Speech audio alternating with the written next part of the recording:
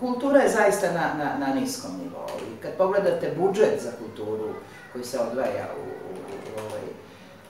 u Ministarstvu za kulturu, to je nešto strašno malo, ima mnogo divnih umetnika koji imaju fantastične projekte i to sve tako stoji.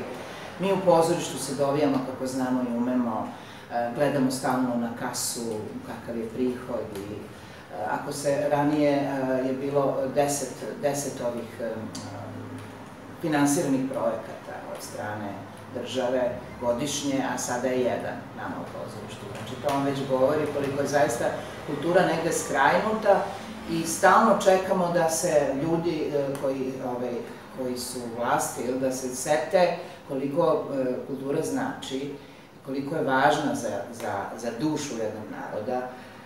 Vidjet ćete, ako pogledate te reality programe, vi ćete shvatiti o čemu govorim, jer to šta je zavladalo i koji su likovi opskurni na naslovnim stranama, u novinama, na toj televiziji, vi ćete shvatiti da sve ide u nekom pogrešnom smeru. Neću da kažem, civilizacija ide u prilično problematičnom smeru i mi nismo mnogo gori od uopšte sveta, od kulture, mislim, u proseku, kažem, naravno, postoje zemlje koje razumeju i koje ulažu puno u kulturu. Tako, žao mi je.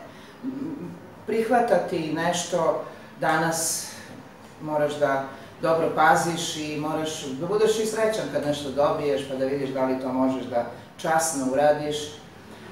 Tržište je smanjeno, manje se radi, ali nekako, eto, guramo, volimo ovaj posao, pa onda pristaneš i na neke bedne novce i ali važno je da si tu da radiš svoj posao. Jug Media.